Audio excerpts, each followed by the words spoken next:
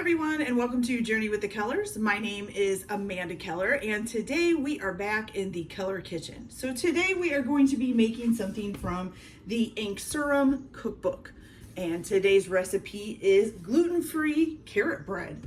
So gluten-free is awesome.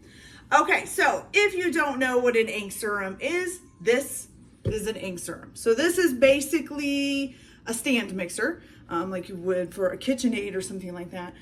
But this one is actually supposed to be built a little bit better for making the tougher doughs like bread and stuff like that. Now, I still do have a KitchenAid stand mixer that I use quite frequently because a lot of recipes use that kind of a stand mixer and give you instructions for that kind of a mixer. But so my KitchenAid is the lower level of the KitchenAids. It's not really meant to handle like bread dough and things like that. And so when I started getting into making more like breads and stuff like this, I looked into a stand mixer and thought maybe I would just buy a higher end KitchenAid. But the more I looked into them, the more I found out that even the KitchenAids that are made for making like bread and stuff don't quite live up to it, and that this was the best one for that. I still love my KitchenAid, and my KitchenAid is getting old now, and I'm planning on replacing it because I like having the two mixers. I think the KitchenAid is cool because of the accessories you can add to it. This, you can also add some accessories to it, but it's a lot different from a regular stand mixer. So if you guys want to see it a little bit closer, so this is what it basically looks like. This is the big mixing bowl, has these two dials for your speed and your time of mixing. This is basically like if you had a paddle attachment in a stand mixer, this is the setup for that same kind of thing. It also comes with a plastic mixing bowl type thing that actually has a center thing to spin. It has whiskers. It has a few other accessories that come with it. And then you can also buy some accessories with it. One of the big differences for this compared to like a KitchenAid or the other stand mixers is that this is all open mainly. It's very easy to add ingredients to it. Whereas with a stand mixer, you're either adding it into the side or you're having to stop it and lift up the top and add it in and then put the top back down.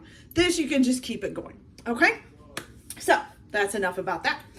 Okay, so today's recipe, basically, you're going to start with assembling the stand mixer, which is fine.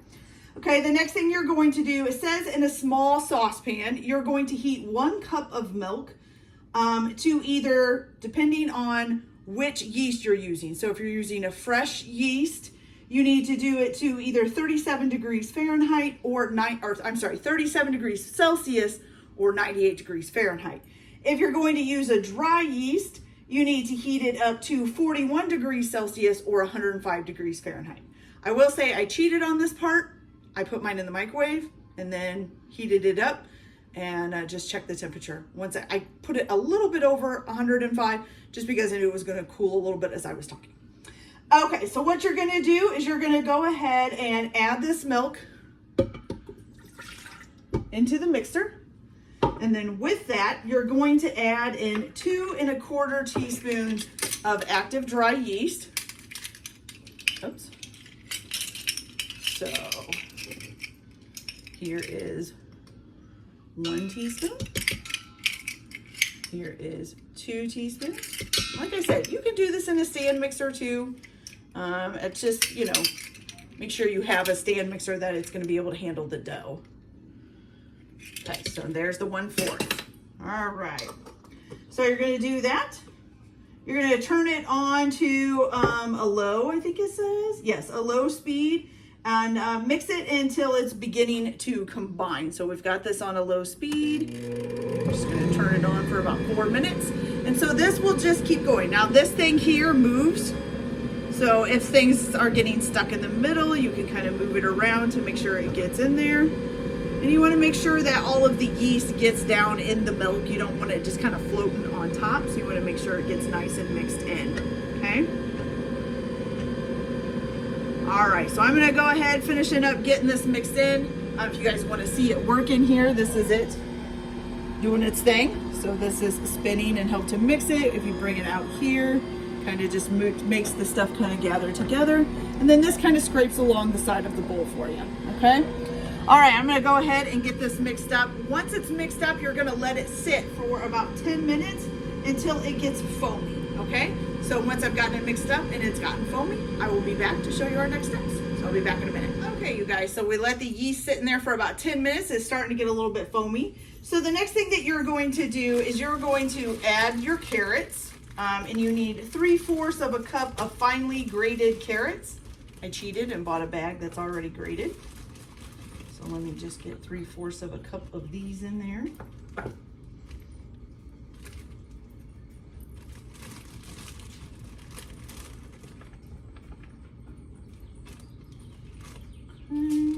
Almost. There we go. 3/4 of a cup carrots. Made a carrot mess all over the counter. Then you're also going to put in here the Greek yogurt, which you need a 1/2 cup of Greek yogurt. So a 1/2 cup.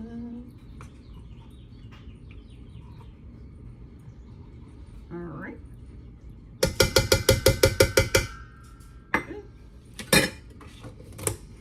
All right, set that to the side. And then also you're gonna add your salt and your honey. So you need 1 teaspoon of salt.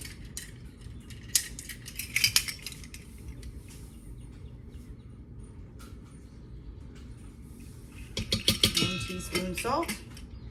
And how much honey? 1 tablespoon of honey.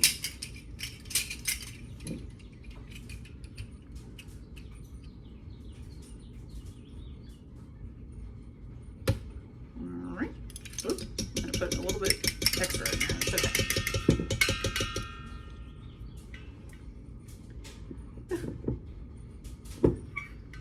Honey bottles are always so messy. All right, scrape out the spoon here. Okay, so what you're gonna do next is you're gonna go ahead and turn this on. Oh, no, we gotta add the flour first. So let me wash this honey off my hand. It's weird, it made adding the flour like a different point, but it's a part of this. So let me get my hands washed off, get the honey off of them. Okay, so all together you're going to need 1 1/4 of a cups of gluten-free all-purpose flour. But for this part, you're just gonna add 1/3 of that in. So I'm actually just gonna put in like 1 1/4 of a cup, and then that way there's 2 cups left that need added to it. Okay, so there's 1. I'm gonna go ahead and put in the 4th, and we don't have to worry about it later. Okay, there's 2. Okay, so you're gonna turn this on to the lowest speed until combined, okay? You're gonna you can move the handle back and forth here, let you guys see. So you just got it going, you're gonna move the handle back and forth to get things going, and then it just kind of mixes it up. Okay? So we're just gonna let that go until it's combined here. It shouldn't take too long, I wouldn't think.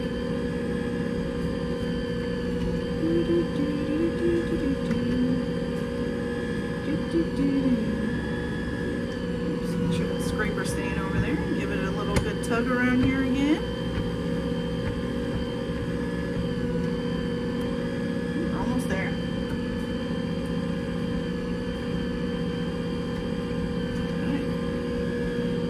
As you guys can see, it's pretty well and good incorporated there.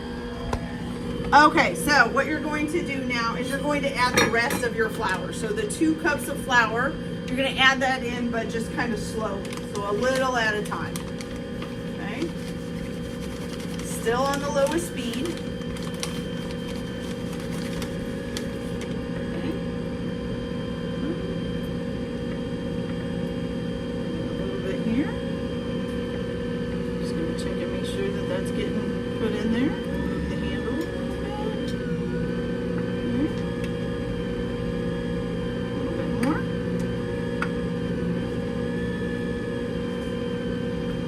Move the handle a little bit. Oops, this isn't sweet. There we go.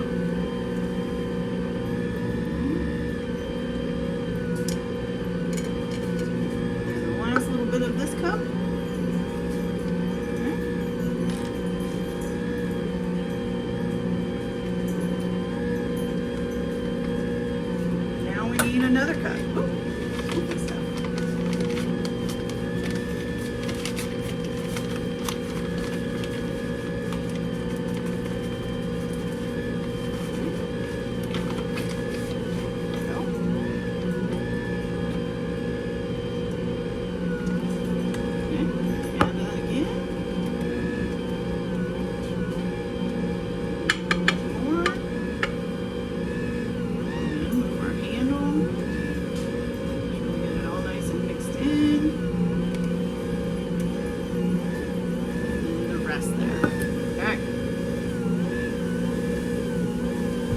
What you're gonna do for this, you can lock this into a different place so it's not quite up against the edge. We're gonna do that here in a minute. Make sure all of this is getting in there.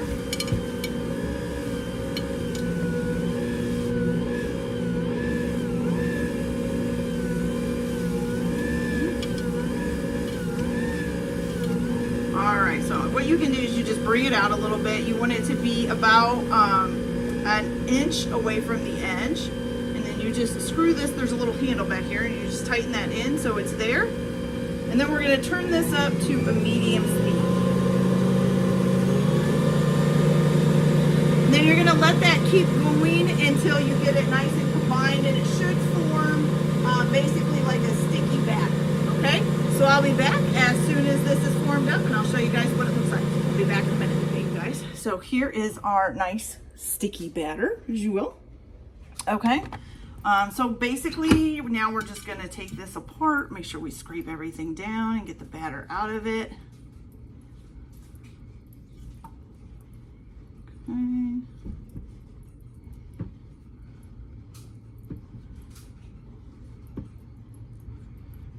Sticky is the right word for it. Oh, and while we were waiting for the yeast and the milk to foam up, I did go ahead and I forgot what it's called now. Oh, grease a regular size. It just says to grease a regular size loaf pan. So I went ahead and I just used shortening and greased my loaf pan. So you guys can do that too while you're waiting for your, loosen this up so it can go back into place. Take the scraper out here, maybe. It's like stuck in there. There we go. Okay, so you guys can, go ahead and do that too while you're waiting for your butter and milk, or your milk and your yeast to get done. So this just lifts off, pretty simple. And what we're gonna do is go ahead and put this in our bread pan, loaf pan, I guess is what you call it.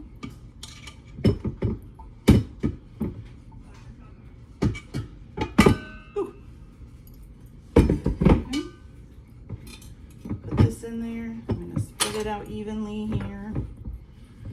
I hope this is right because it seems fairly, I don't know, thick. It's a very thick dough. We'll see how it does here. Okay, so we got it down in there.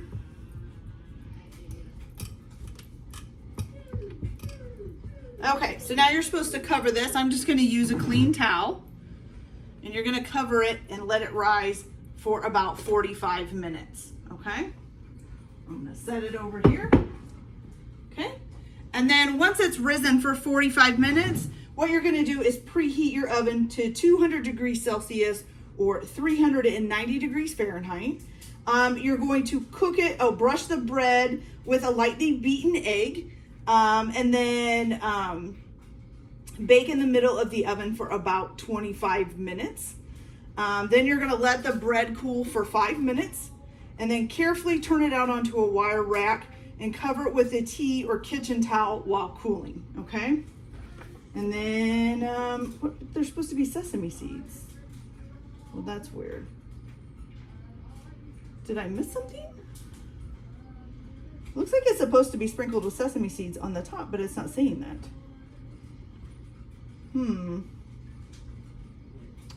Let me read through this real quick and make sure we didn't miss something, and then I'll be right back. All right, you guys, so it does say that you need 1/4 of a cup plus 1 tablespoon of sunflower seeds in the ingredients list, but then it doesn't talk about adding those anywhere in the bread. So I'm thinking that's kind of a misprint. It does show sunflower seeds at least on top of the bread. So I'm thinking that when you spread the melted butter on top of it before you put it in the oven, you sprinkle it with the sunflower seeds, or maybe you do it after. It doesn't really say. I don't know if there's supposed to be sunflower seeds in it. It doesn't look like it in the picture, but maybe. So I'm guessing because there's 1/4 of a cup plus 1 tablespoon of sunflower seeds listed, that maybe you're supposed to put the 1/4 of the cup in the batter and then sprinkle the top with another tablespoon. But like I said, it's not anywhere in the instructions, so I think that's a misprint on their part. But that's okay. So I will go ahead and try putting the melted butter on top of it, or the beaten egg. I keep saying butter, it's a beaten egg, I'm sorry. I will put some beaten egg on top of it and then sprinkle it with some sunflower seeds when I bake it, and hopefully that'll do it. I'm not sure. All right, so I'm gonna go ahead and let it sit for the 45 minutes to rise and stuff like that. Then you're gonna put it in a 200 degrees Celsius or 390 degrees Fahrenheit oven and bake it for about 25 minutes. Brush it with a lightly beaten egg before you bake it. And like I said, I'm gonna sprinkle some sunflower seeds on the top. I guess that'll be up to you guys whether or not you wanna do that. And then you're gonna let the bread cool for 5 minutes. Carefully turn it out onto a wire rack and then cover it with a tea or kitchen towel while it's cooling for the rest of the way, okay? So I'm gonna go ahead and do all that. Hopefully sprinkling the sunflower seeds on top before you bake it won't burn them. This is confusing. I hate it when instructions are missing. Okay, you guys, so I will be back as soon as I get this done. Okay, you guys, so I don't think that this recipe is quite right. So when I did let it rise for 45 minutes, it didn't really rise. It's kind of a big, just, you know, I would think it would be like a moist, soft bread. This is like a brick. And it didn't really brown. It's just kind of white looking. It's just not, it's not right. So I think one, it needed more liquid added to it, either some water or something. But it didn't suggest doing that at all in the recipe. Every once in a while, I do come across recipes that either or have been printed wrong or are missing an ingredient or something. And I think this is one of those. I've gone over the recipe a couple times to make sure that I did it right. And everything that is listed, I did, except for the sunflower seeds, which it didn't mention, but I did put them on top. So I don't think this is right. It just doesn't, that does not look like a good bread at all. So I'm just thinking that this is a bust, unfortunately.